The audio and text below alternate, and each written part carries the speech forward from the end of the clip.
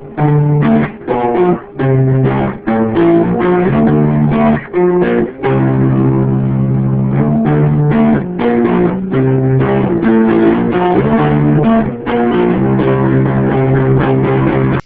and welcome to the All About X-Men Comics podcast, where you'll find recaps and reviews of all the most recent X-Men comics, as well as previews for upcoming issues. Please keep in mind this will include spoilers and a variety of cussing. I'm host Scorpio Moon, an often suffering but always persevering Wolverine fan, and hosting with me is... Johnny Alpha, and I'm just so pissed about, my powers only being half-assed ever since the whole Phoenix Force 5 fiasco, man. I just want my powers back, man. It's okay, Johnny. It happens to other guys, too. Oh, no, I got a pill for that. Well, hey, so does Wolverine in our first issue of Wolverine #1.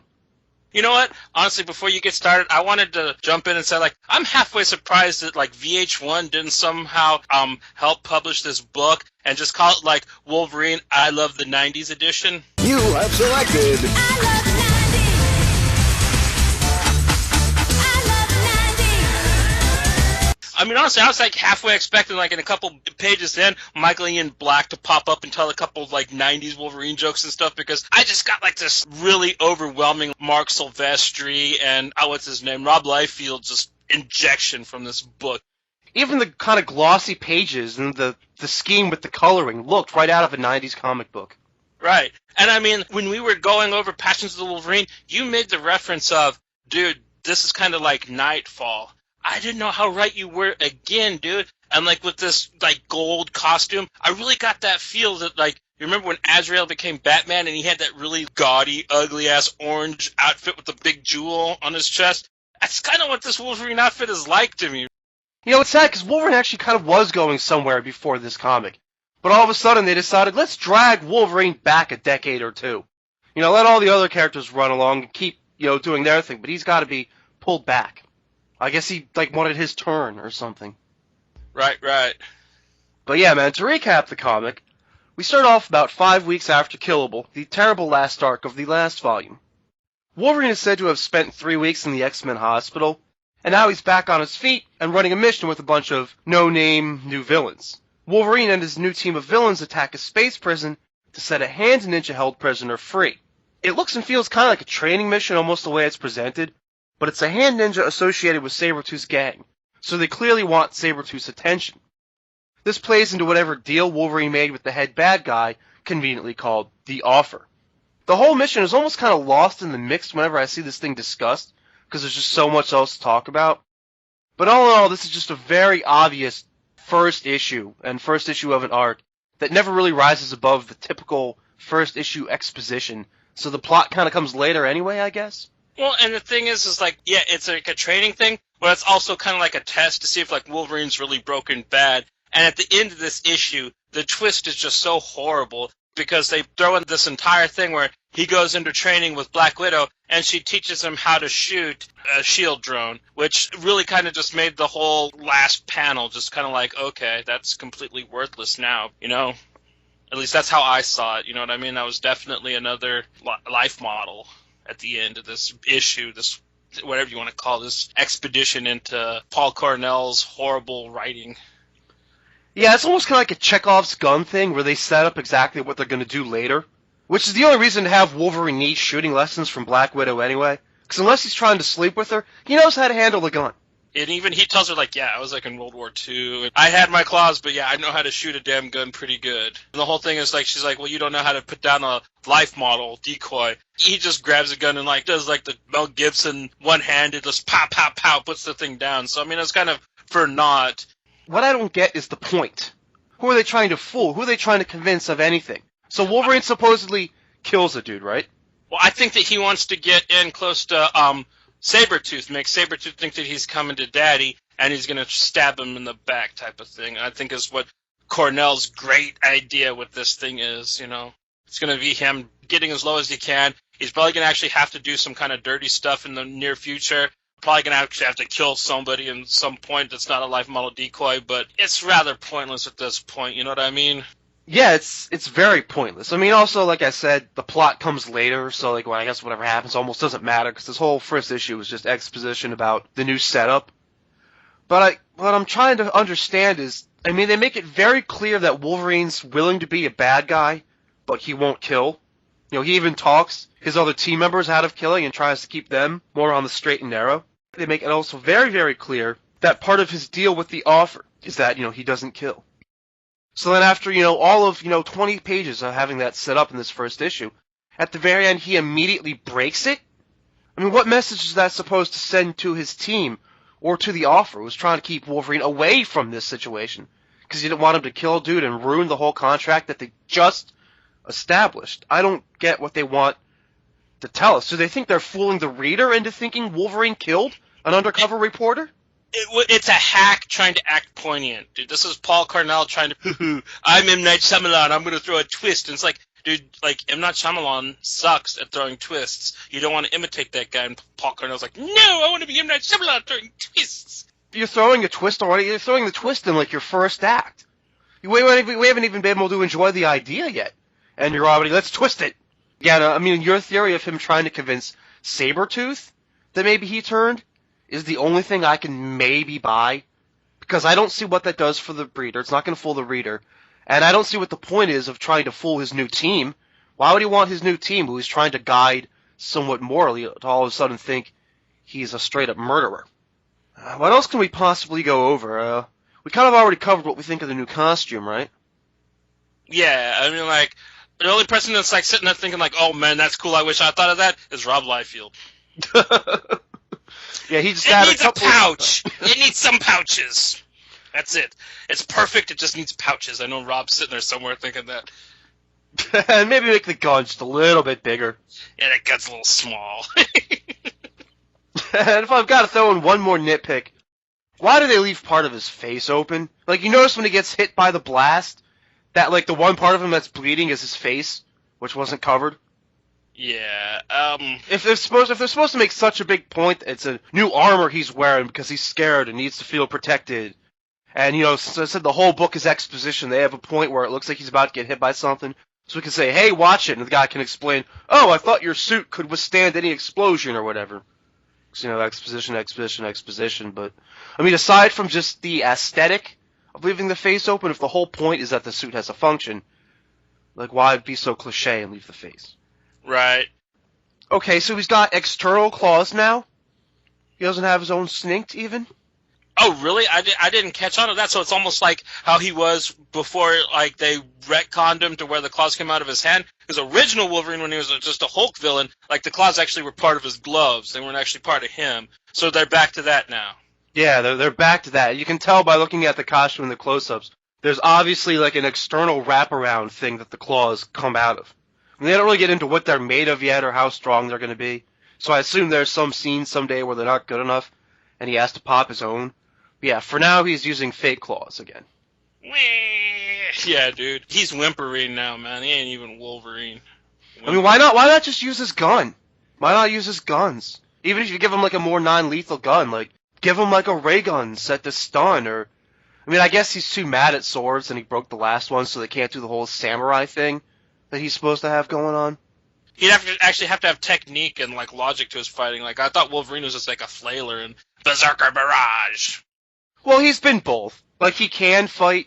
Well, I mean, first of all, you're not going to see any sword fighting in this series, obviously. But I mean, like, he can fight, and in fact, he can be a really great tactician at fighting. But that's usually the thing, is that he's supposed to be a good fighter, but then, like, the animal takes over once he gets too into it, and then he becomes the Berserker. So really, he can be both, and there's been plenty of Wolverine comics in the past where sometimes he has to let the Berserker free to win, or sometimes he has to hold it back, and he has to be a thinking fighter to win, because the Berserker would just get him killed. That's always kind of been, like, the back and forth in Wolverine comics as far as his fighting style. But then they did a thing in Wolverine comics a little while ago where he had this villain, Dr. Rot. And this was after he got all his memories back, who did all sorts of experiments on him and shit and sliced up his brain, and that made him lose some of his memory again, and he's kind of forgotten some of his fighting techniques. So yeah, there's all that. Okay. Like I said, like, I'm not, like, the world's biggest Wolverine fan. I don't know too much about the character. One thing I did find out cool about this book is that he threw somebody else for a change in this. That was kind of interesting. That usually, like, Wolverine's the guy that gets chucked towards, like, the other object and takes it out, but, like, he threw somebody else. I thought that was kind of neat. Oh yeah, he and Lost Boy reenact like a fastball special. I can see where some fans would almost kind of find it kind of offensive that he's doing fastball specials with someone else, but it didn't really bother me, and I actually thought it was kind of fun too. That was my biggest positive, was that I kind of like the new team. I mean, they're not terribly memorable yet, but it's kind of fun to see the same kind of Wolverine as the mentor relationship with like a different set of people and kind of like on a different thing. And he was trying to keep them from breaking too bad and going too far, and you know what I mean? Well, I gotta say, like, I'm very interested, like, he's actually going on missions and letting these kids fight and do something, unlike, you know, say, Wolverine and X-Men, for instance, where all they do is, like, have rocket pack adventures and mind wipe people when you think they're actually gonna finally fight somebody, so there is that going for it that, like, I would still put this book above other Wolverine titles that I've trashed in the past. And then there's also the scar, which I'm a little torn on. You know, the big scar over his one eye from the sword fight with the ninja and Passions. Yeah. I mean, I don't think they're really making Wolverine look all sorts of cool by having a scar. Just the one thing I kind of like about it is that I guess you could kind of use it editorially to help figure out which stories take place after Killable. You know, follow the scar. Yeah. Also kind of like gives him like this Michael Ironside look, because like if Michael Ironside's always got like some kind of goofy scar like that in movies, you know, so it's kind of like... Yeah, and plus Wolverine used to be Patch with the eye patch thing, so the scar, it kind of fits the motif a little bit, I guess. Yeah. Wolverine the motif fitter. That's our big positives. And there's the drama issue as far as this book, which there's actually a surprising lack of. I mean, Cornell even kind of lampshaded how overdramatic the end of Passions was with the Wolverine is dead line and all that crap. But by kind of flash forwarding things here and only having like a couple, like it's like one or two little flashbacks with Storm, they didn't make it this overdramatic, I'm leaving the school for good because reasons and all that. I mean, they might still do that later, but... I actually really like that. I was just like really overdramatic. I just got my ass kicked. You know, I'm like that sometimes. You know, I wasn't talking straight or row. I was just like, right on. That's actually pretty cool. Especially because, like, yeah, that panel was just so pussified. The Wolverine is dead. You know, I didn't hear like Bub or none of that cool Wolverine. Like he had some straight up thing going on in his voice when he said that. In that panel of the last issue of Passions. So yeah, I'm glad they gave us a break from that. I mean, it also made like nothing in this issue feel all that important, since there wasn't any drama to it. And it kind of made like, you know, Wolverine leaving this going out to be like a D-list villain, like just seemed like a little side mission, like just kind of a fun, cool thing. But I don't know, I mean, I'll take what I can get, I guess. Yeah, and I also find it fitting that like there's going to be a crossover between him and the Superior Spider-Man in the near future. Wink, wink. Who saw that coming? Yeah, man, that's going to be fun. I mean, that's already actually the second issue, I think. Yeah. I don't know though. It's going to mess with the trope a little bit for us because usually we love Superior Spider-Man in any other book outside of his main series. But are we going to love Superior Spider-Man as written by Paul Cornell? I think Paul Cornell's just Dan Slott. He just uses a different name when he's not writing Spider-Man, dude, to tell you the truth. Right. Like, It's just Paul Cornell's his Wolverine name. He's Dan Slott when he writes Spider-Man.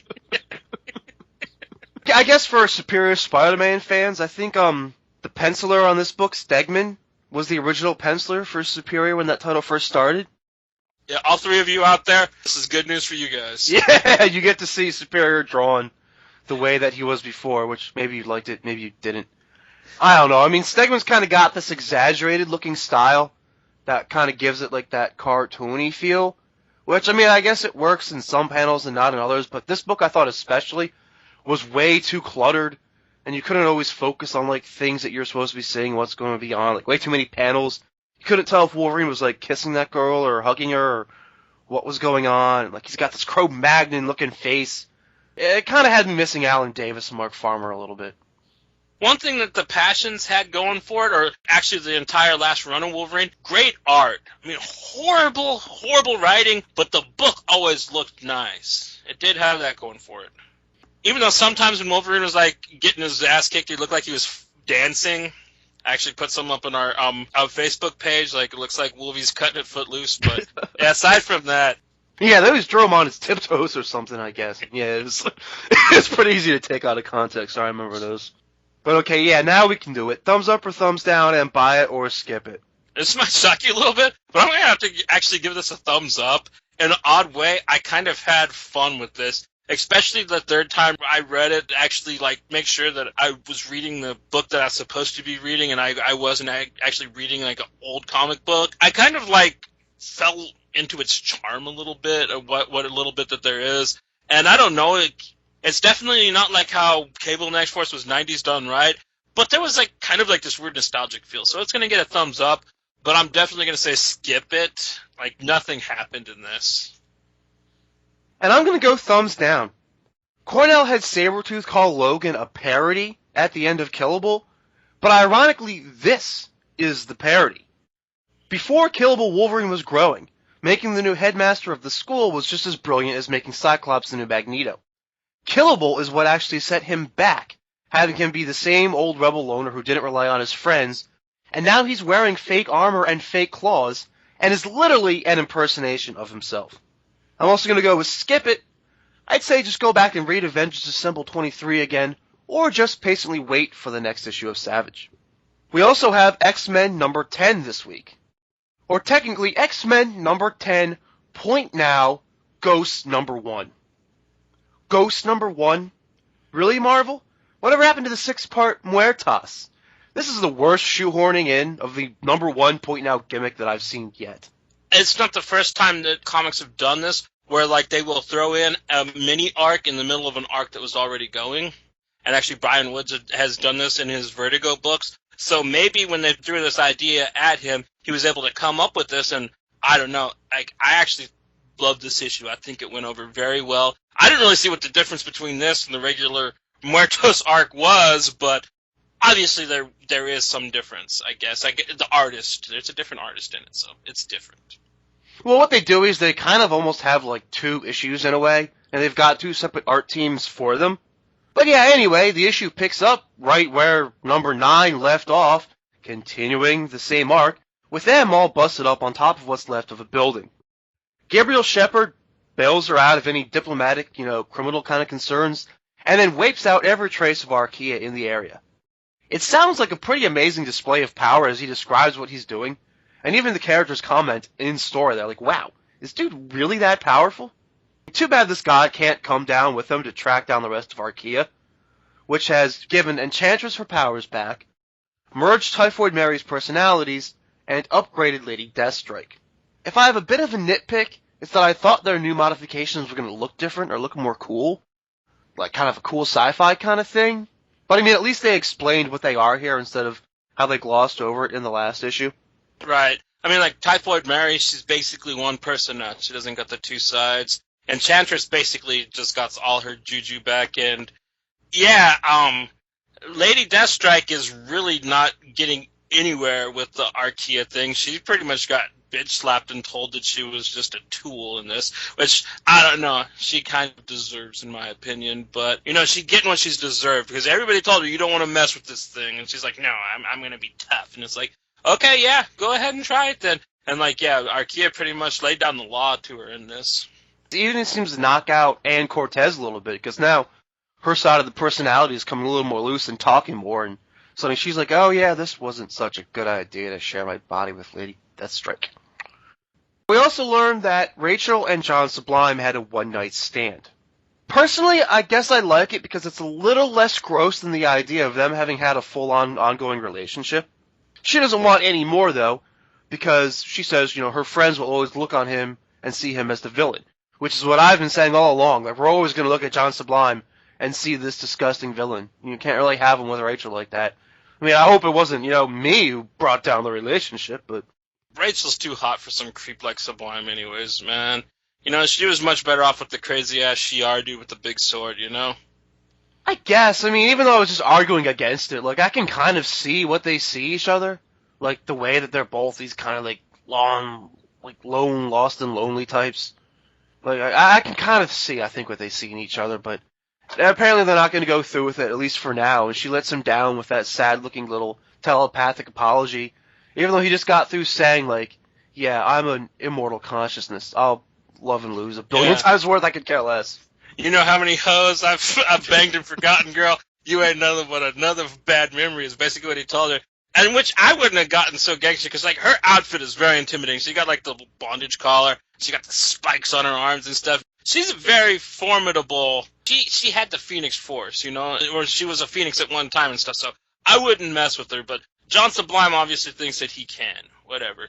But I think that's gonna come back bad on him. You know what I mean? You don't mess with Gray. You know, you don't piss him off.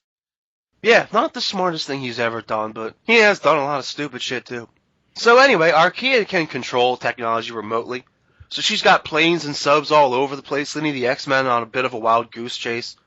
One team does track down an actual piece of her in space, and then Jubilee and Krima lead some of the Jean Grey school students against her Archaea-controlled Sentinels. And Johnny, as usual, the younger classes of X-Men are about 10,000 times more interesting in any book other than Wolverine and the X-Men. You actually get to see the two main Archies. You get to see Archie himself, Quentin Quire, and Veronica, a.k.a. Heidi, both being really badass in this, and he's actually funnier in this book than he is in his own title. When he's totally hitting on Karima, you know what? You don't follow any rules. You push the envelope just like me. Oh, Quentin, shut up, man. You just read stuff off your own Wikipedia page now. Wolverine and the Archies cannot end soon enough, and, like, I hope whoever gets put on that title writes it like Wood does, man. Well, that's kind of asking a lot, but yeah, man, that shit was too much fun. I love her telling Quire, like, go ahead and do all the dirty little things you always think about doing. Unleash yourself on Archaea. It's just like, really? Okay, and like, yeah, he does, man. And you get to see some of my favorite old schools, man. You get to see Rockslide and Pixie in this issue. Only person that was missing is Surge, man. I hope she pops up in the next issue. Yeah, maybe she's like in the back of the jet or something. Hope so, yeah. Or they have to call her and Armor in at some point, you know? Well, yeah, I mean, it gets to the point where they say, like, I mean, I don't think they even intended to have the kids fight necessarily. I think they brought them in mostly for support and because, you know, they did to watch them somehow. And then, because, you know, Wolverine would never allow the kids going into fighting like that, especially against Sentinels, right? But of course. No, they're supposed to be having rocket pack adventures because the Jean Grey School is just a wild, wacky rocket pack place, you know? As we've seen for like 40 issues of that horrible comic. But yeah, man, that's basically our cliffhanger when they realize that, you know, telepathically assaulting Archaea and whatever else they had planned is not enough and that they need to really smash up these Sentinels old school. At least that's cliffhanger part 1. Yeah, then cliffhanger part 2, it technically actually came before, but we see that the Sisterhood plans on resurrecting Selene and Madeline Pryor. So, yeah, some more really evil bad bitches is going to be coming back, having to fight against our ex-biddies, which is going to, I don't know, just really drive this team home as just, like, being the baddest ex-team that's around right now. So what did you think here, man? Thumbs up or thumbs down, and buy it or skip it? I gotta go thumbs up. I really love this book. It's on fire. And I didn't get that half unsatisfied feeling that I did from the last issue of it. So it's definitely like a very strong thumbs up. The art got a little wonky. I like the other artist that usually works on the book better. But it still was okay. You know what I mean? It wasn't awful. So I'm going to say buy it, dude. This is just a hard-hitting book. It's got such a great team. These girls are just, I don't know, man. This is the X-team I've always dreamed of reading about. And by a writer that I always wanted to read writing it, you know what I mean? Like, Wood writing superheroes is just such a weird idea to me, but he is doing it so well. I've got to go thumbs up, too. You know, despite the retarded, confusing kind of gimmicky thing they're doing, this has probably been one of the better issues of the whole storyline so far. And I'll also go with buy it. I also went into this thinking I was going to get that, man, these things go by so fast feeling. But maybe it was because they kind of split it up and gave you 2 stories. Because after the first cliffhanger with Madeline and Selene, I was like, wow, man, yeah, that's that. It's feeling it's over. But then there's like a whole nother little book, like a couple more pages. So it really gives you a nice, fulfilling read, which is why I'll say buy it. And now those 2 are our only 2 books for the week, but we've got plenty of previews coming up. For the next edition, we're going to get All New X-Men number 23. So we're 3 issues in at this point, and this shit will finally kick off with the teams actually interacting with each other, and hopefully a whole ton on what's actually happening to Jean Grey. I'm really apprehensive because the 2 first issues where they kind of really drug the heels getting into this thing, but You know what I mean? This sounds like a great crossover, so I'm not going to let a stupid beginning hold me back. You know what I mean? I really hope that this thing takes off, and all news has been phenomenal. I haven't been able to get into Guardians like I've wanted to. I actually got the trades. I haven't read them yet, so I am looking forward to that before probably reading this issue this week. So, yeah, man, I really hope that this crossover rocks. Yeah, man, it's still got plenty of time to tell its tale, and I think it's really going to at least finally start here. We're also going to get Wolverine and the X-Men number 41, which is going to get immediately retarded with Toad and Krakoa, and this whole thing about Toad being kicked out for what he did during the Hellfire thing, and them, like, missing each other or something. But it is also going to have Husk in it, which is cool. I like her. The Guthrie family is always good, in my opinion. Yeah, man, I like them both. And this is going to be the first of the last 2 issues. Well, I mean, the first of the last 2 issues until the relaunch. You know what I mean. Yeah, I know what you mean. This is the end of Cheeseball Aaron's run before he retires this book to somebody that, I don't know, maybe can write it better, maybe writes it worse, you know. Time will tell with that. But, yeah, I'm so apprehensive because, you know, the last thing with the Sentinels and stuff, I really wish that would have lasted longer. You know what I mean? That should have been something that was worthwhile, and they took an actual retrospective look, X-Men comics wide at, instead of just like, yeah, we'll let Jason Aaron just run through it really quick and stupidly and have them find a room full of beer and have a cheeseball talk it out session at the end of a issue. Whatever. Yeah, man. Yeah, I mean, I don't want to tell people how to write their comics, but I really could have dealt with that last thing with Wolverine and Cyclops versus the Sentinels being like a nice, massive, like, 6-issue arc to close out the book. Yeah, and if the Bryans would have wrote it, if Wood and Bendis would have did it, that shit would have sung. It would have been amazing X-Men thing. Maybe they'd have let, like, Aaron do 2 issues in it, like Battle of the Atom. But yeah, let all the other guys write. They can write, like, handle most of the story. Yeah, sometimes people complain about too many crossovers, but this would have been a nice place here to have another one. Right. I mean, I can't believe I'm saying this. Me 2 years ago would have never said this, but yeah, they should have just gave it to Bendis. Yeah, the things that'll come out of a comic fan's mouth. Okay, also up is going to be All New X Factor number 3. I love how this book comes out bi-weekly. Right. I mean, it gets on fire. It's like it can't come out fast enough, which is good because I want to read it. Yeah, man, the mystery is really going to deepen here now, too. First, we were all thinking Quicksilver might be spying for the Avengers. Or, I mean, at first we all knew Quicksilver was spying for the Avengers. They basically lampshaded that. Which he is. But does Havoc have a more personal mission? Is he actually having him spy specifically on Polaris? I would say yeah. I mean, there's a lot of history. And like I said, dude, Polaris' turnaround here, it's a little too convenient. Honestly, go back and read David's last book of her. I think it was the third to last issue of X Factor. Dude, she, like, trashed a bar. She was flipping cop cars over, doing the devil horns, all metal style, sticking her tongue out. She was psycho, man. And then she just shows up and she's telling Gambit that, like, his corporation is awesome, and, like, I've got my shit together. It's convenient, you know what I mean? And, like, I don't blame Alex for, like, sending somebody to look at it. I mean, like, why he trusted Quicksilver of all people, you know what I mean? But I guess because he has passed with Polaris as well, so, he'd actually trust him on this subject. But it's just a weird scenario, which I really think that, Peter David excels at writing. So I'm really glad it's happening in this book with this writer. Oh, but yeah, man, I totally get your point. She's like, yeah, I've cleaned up and found Jesus, and I'm going to this great new group. Let me tell you all about it. In fact, you should come with me. Yeah, it sounds very culty, and I love how it's getting so twisty already because, they cleaned up their first arc in only the first 2 issues, which is great for a book to do. Right. I mean, like, honestly, just wrapped up the first little part with two just hard-hitting issues. Yeah, man, I like it. I like what they're doing a lot with that title. Oh, David's the man, dude. You really should go back and read the entire last run of X Factor if you enjoyed these 2 issues, because this is off to as good of a start as that was. I mean, of course, they're not doing the detective thing, and, Gambit is my favorite X-Men, but he's going to be a weirder leader than Madrox, because Madrox had more experience at it, but I like that Gambit's got his own team, finally, you know what I mean? It's about damn time. Like, last time I remember him having his own book was, like, Gambit and the Externals, and that was, like, some stupid tie-in book to Age of Apocalypse, which didn't even count. Yeah, man, I'm all for Gambit getting his own team, kind of. But let me get back to your previous point, man. Wait, are you telling me that if I like this book, there's hundreds more just like it I can read? Yeah. Wow, I can't imagine hundreds of issues being a good thing. Peter David's original run, I don't know if it's hundreds of issues, because you got to remember it went from 50 and then jumped to 200.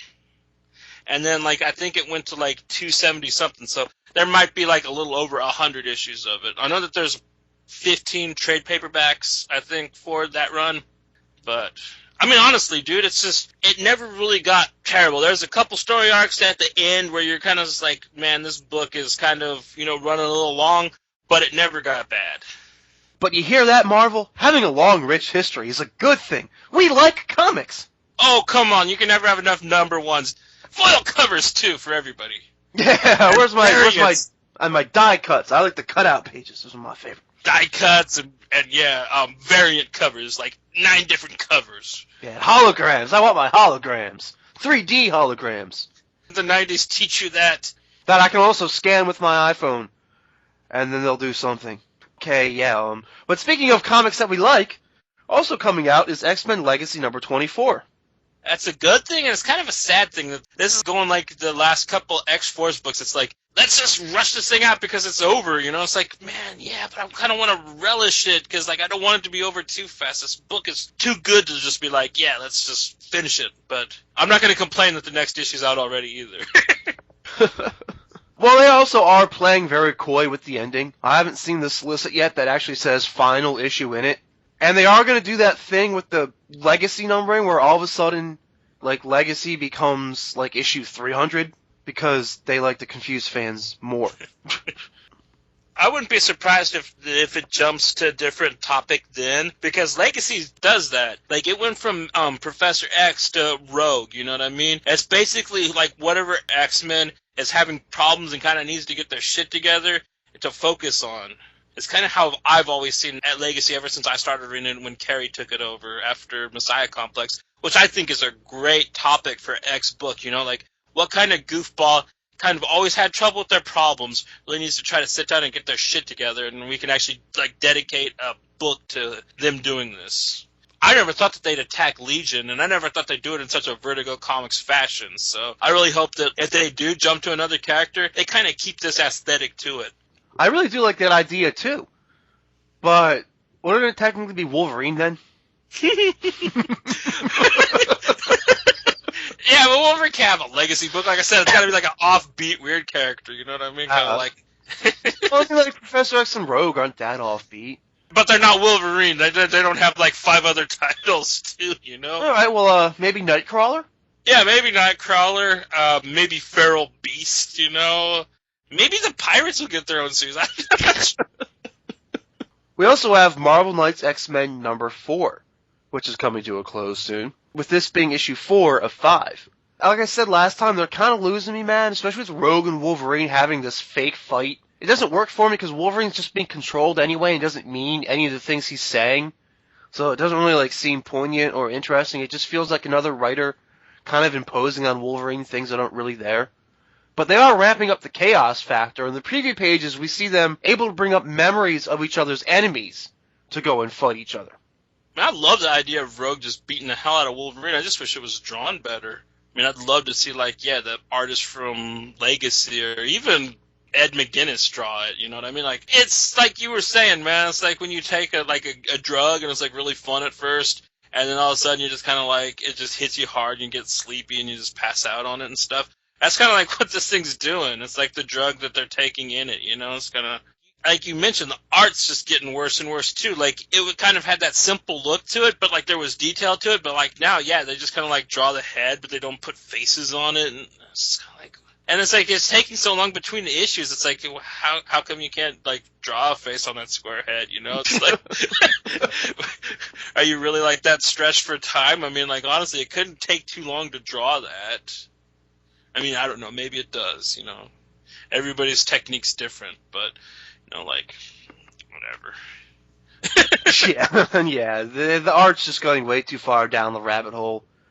I mean, well, at least we'll get some more info on these new villains, the Duck Dynasty biker gang, who are so twisted they think that killing mutants, grinding them up, and injecting them into themselves makes them into mutants. I'll at least give the series this, man. They came up with a quality villain, because that's pretty fucked up. Right, and like I think that this is kind of like how we were talking about. I forgot what title, but it looks like it's gone through too many hands. You know, too many people are trying to get this story going, and it was Phantom X where you brought that up, and I think that might be what's wrong with this book. There's editors and writers and other people kind of injecting how they think it should be going in this, and it's just kind of convoluting it more than it needs to be because it's already kind of a twisted story. But oh well, we'll also get to read Deadpool number 23, where Deadpool gets let loose on a helicarrier full of bad guys.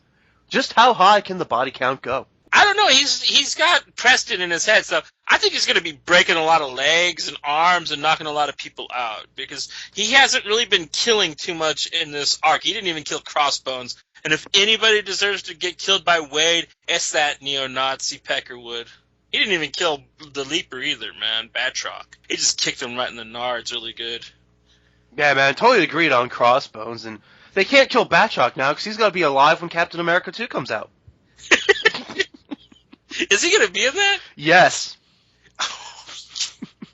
With the Easter egg outfit? Like, I want to see what that looks like cinematically.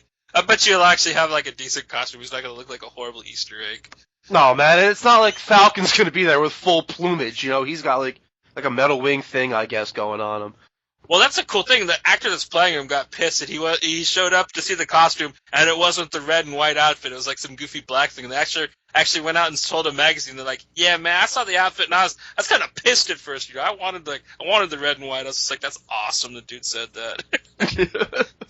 Yeah, man, that is. I mean, I'm sure Batroc has some kind of like jumpsuit look or something like that going on, but that does finally answer our question. I saw that somewhere. It's like, oh, Batroc's going to be in it. Perfect. That's why he's been in all these books all of a sudden lately. Alright, and I saved one of the most interesting ones for last year. Our last preview up is going to be X-Force number 1. So we've got Cable, Psylocke, Phantom X, and Marrow. Not a bad lineup to kick things off.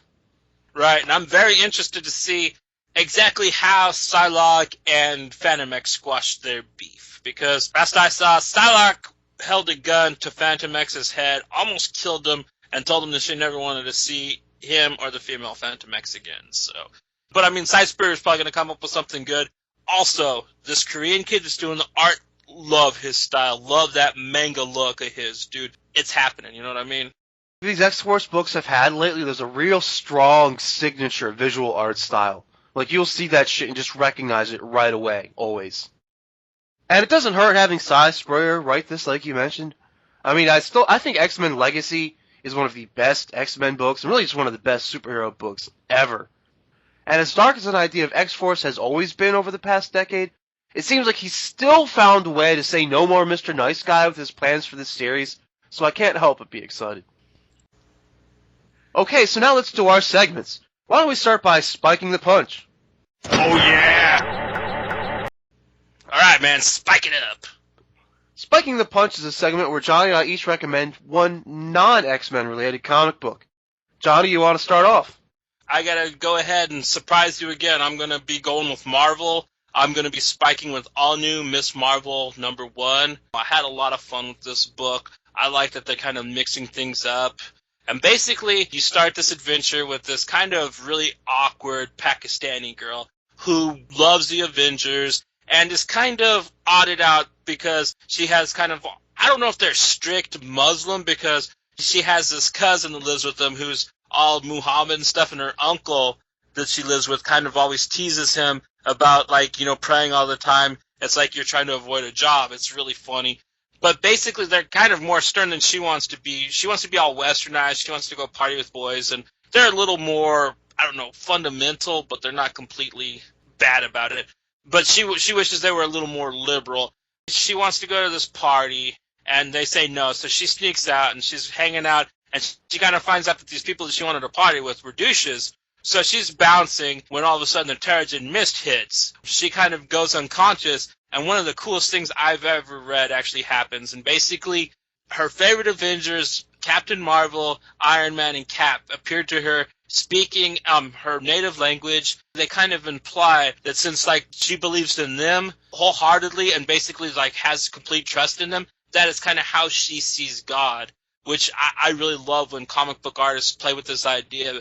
Like Dennis Hopeless did this also in the book called Love Struck. It was the first graphic novel of his I read, where the girl sees God as the Ramones. I really like that they kind of pulled that angle with this too, and they kind of really explained to her that like, yeah, all right, you're going to get your wish. You're going to get to be powerful like us, but, you know, it's not going to be the dream that you always accepted. And then at the end of the book, she breaks free of her cocoon, and she's kind of still, like, very Arab looking, but she's got the original Miss Marvel outfit and blonde hair, which is kind of a really kind of funny little twist. And I don't know, I just had a lot of fun with it.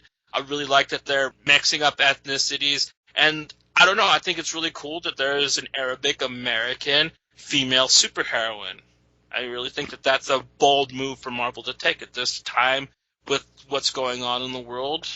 I think that that's a great idea, and I gotta give them thumbs up for doing it. Yeah, it's tricky because, you know, some people accuse it of, you know, pandering or trying too hard to do that.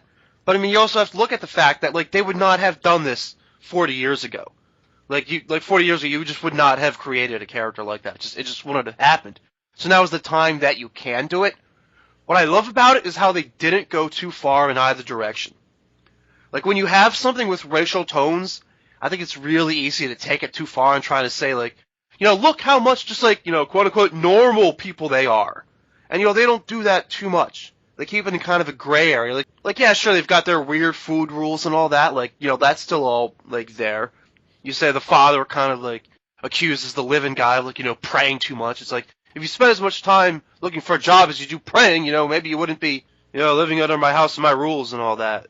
It's almost like they just present them as real people. They kind of even played funny with the food rules because at the beginning she's like smelling the bacon and she's like, God damn you heathen meat, I want to eat it so bad. And it's just like, you can't just sit there smelling the bacon all the time. Close the oven. And they found a kind of a funny way to play with the kind of odd stereotypes without making it offensive to either way. And I kind of really like the way that they drove it home that there are white people that think that, like, you know, they understand the plight, but they actually just do it to try to make themselves feel good with the character Zoe. I thought that that was a very interesting, like, thing to kind of bring up in this book as well. Yeah, but I like how the truth is always somewhere in the middle. Like, you can play with stereotypes and characters a little bit. Like, you don't have to avoid the parts of them that are technically true, but you don't have to make it too silly either, and they don't push it too far in the other direction either. Like, they could have gone too far and been like, oh, look at this poor little abused, mistreated Muzzy girl. Look how she's so tortured and everyone nearly kills her. I mean, really, she isn't picked on any more than any other nerdy kid might be. And in fact, she even teases another girl about her heritage. Right, yeah, her Turkish friend actually wears the headscarf even though her parents don't want her to. I kind of found that kind of was kind of funny that the one girl that was kind of really fundamentalist, she's like doing it to rebel against her family that's very westernized. I don't know, it was just kind of weird, kind of fun things that they did with the characters in the book that, you know, I kind of was worried that they weren't going to try to do with this title. Like you said, I thought that they were going to try to really drive home the racial problems with whites and Muslims that are actually going on. And I like that they kind of just combed it over and just tried to make her an average girl with just a slightly different ethnicity. I really got to say that the writer on this is handling it wonderfully, and I really hope that this book continues to be this good. You know, I had a lot of fun with it. It was a cute little read. I've always liked Miss Marvel. I like that she became Captain Marvel, and I really like that they're continuing Miss Marvel, and I like that they're taking it with this kind of idealism that they're taking with the character. So I got to just say that Marvel is just knocking it out of the park right now. And you can't help but love this girl too, man. Like, she practices fake karate superhero moves and writes Avengers fanfic on her computer and stuff. I mean, she was just too much, man. And this Terrigen Mist thing is turning out to be a pretty great idea too. The way it exposes your inhuman heritage or whatever, it opens up the idea of, like, what if there is something really special inside of me? It's classic superhero transformation and a really good old-fashioned superhero origin story. So not a bad choice at all, Miss Marvel #1. This week I decided to spike the punch with Green Arrow #28. And now honestly, it's not even because I particularly liked it or thought it was particularly good. I just thought it was kind of interesting to talk about. So You Green didn't Arrow... like it or it was good? I mean, I'm sorry to cut you off, dude, but I haven't read this arc and stuff. But I gotta say, dude, I'm gonna be going back and reading this. I loved it, dude, and I didn't know that the guy that used to draw for iVampire is doing this title now. And I really got this strong vibe. It really reminded me of when Brubaker and Fraction were writing Immortal Iron Fist, dude. Like, I got this total, like, Immortal Weapons feeling going on with, like, the other characters that were involved in this. Man, like, you turned me into a Green Arrow fan by spiking with this issue, dude. So, even if you didn't particularly like it or think it was good, thank you, Swerve. I hadn't touched a Green Arrow comic book in the New 52 yet either. It was just kind of one of those things where I just read a random comic book, because I don't know, that's what I do. I just read comics. Sometimes I pick up Green Arrow. You never know what I might pick up. But anyway, I open up this thing, I start reading this comic, and they start out by explaining the new Green Arrow origin. Like, this is basically Green Arrow's origin story for the New 52. And what they've decided to make the idea was that Green Arrow's entire life has been a destiny. Like, from the moment he first washed up on the island, the moment he first learned archery to survive, the whole way, all those years that he spent fighting all these villains who also lived on the island and being tortured and involved in all this madness, it was all prearranged and preordained by his dad. I guess the idea is that his dad was into some pretty iffy shit, and he had actually tried to protect his son the first few years of his life and keep him out of it, and he's worried that it made his son, Ollie, the Green Arrow, grow up soft. So his dad fakes his own death, arranges for his son to be washed up on this island and go through all this hell so that he'll grow up strong in order to survive what's going to someday come to him because of his lineage. Like, that's their idea, I guess. That was the plan. I mean, I don't know if I'm explaining it perfectly, because, like, you've got these arrow clans and these shield clans and, like, these spear clans or whatever, and since I haven't been reading the series, I'm not up to date on all the mythology. I'm trying to decide if I like it or not, though, is actually what I'm trying to do. Because they seem to push this idea more and more in different comics where everything has to have been a destiny. If you look at previous Green Arrow origins, the very first one actually involves his sidekick. They wash up on the island, and his probably very stereotypical, like, Indian manservant ends up teaching them archery to survive. And there are a couple versions where Ollie washes up on the island for various reasons. One of them involves him being drunk, I think. One of them plays on that trope where it actually ties in his villain, but then they try and write it off as him being drunk, but they really did it to him on purpose. Like, there's one with China White tied into his origin. But I mean, for me, I was just really, because the whole issue is basically the origin story anyway. That's what I was really, really harping on. Because I don't know if I like the idea that everything has to be a destiny. Like, I know, like, a really bad example is when they tried to make Spider-Man a destiny a couple of years ago, where, like, he had a spider totem. There was a spider god that preordained that Spider-Man was meant to have spider powers. And now they're doing it in the Spider-Man movie, too, where, like, his parents are tied into Oscorp, and everything ties into Oscorp, and he was always meant to stumble upon this science and discover all this shit. Like, does everything has to be destiny? Like, can some things... Like, it seems to take some of the whimsy out of it for me. He did it on Smallville, too. Like, from the beginning, he was destined to become Superman, but that's... I mean, they set that up, I think, mostly just because we knew where the show was going. Well, I mean, he was an alien, and as soon as the yellow sun hit him and he matured a certain age, you know, he could do things that no other man could do. So if he just, like, became an arc welder or something like that, then you'd really just want to kick his ass. I mean, I know Pa Kent told him to just be normal and don't, like, draw attention to yourself, but I think, like, just, like, yeah, if he didn't become anything like Superman, like, that would have just, like, completely been a waste. It also ties into the idea of telling the same story over and over again, or not wanting to. I mean, when you have a character around for decades and decades and decades, and Ollie was one of those ones to actually kind of survive originally, like when DC had done one of their reboots in the past. Like, they kept the same Green Arrow, even though a lot of other characters had changed. So I guess by, like, you know, tying his dad into it, and building this whole Arrow mythology, and the Green Arrow is actually, like, an artifact, like, amongst their people or whatever. I mean, I guess that's a way of doing Green Arrow, but not just telling the same story over and over and over again, which I suppose is something I'm for.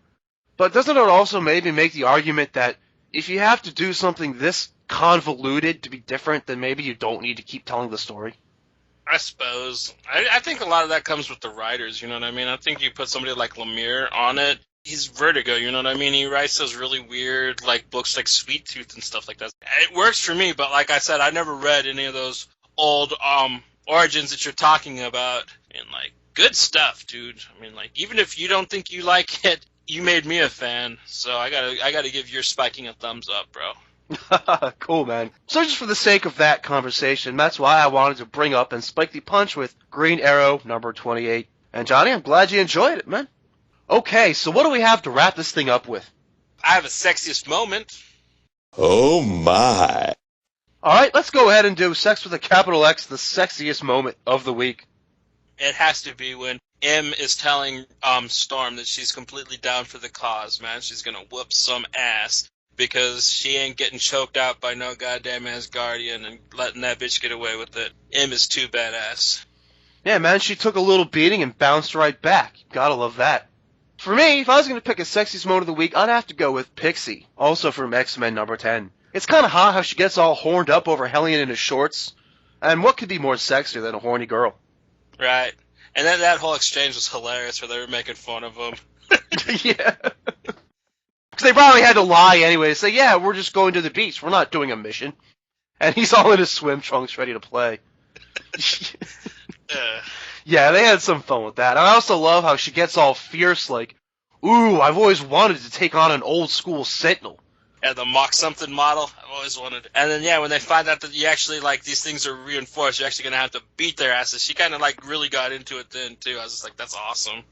Yeah, man, that was confident and adventurous. And also, once again, what could be more sexy? Okay, so should we wrap this up maybe with some fashion do's and don'ts? Yeah, man, some New Mutant fashion tips.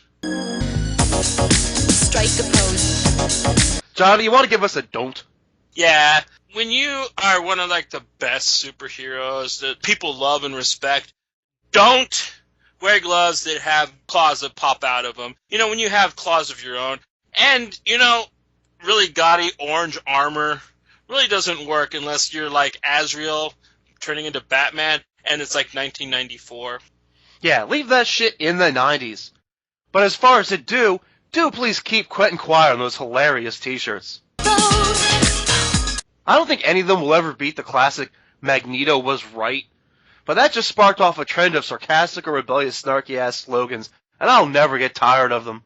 What was this issue's Cuckoos Forever? Cuckoos Forever, yes. I also really liked Magneto was left. That was one of my favorite shirts of his, too.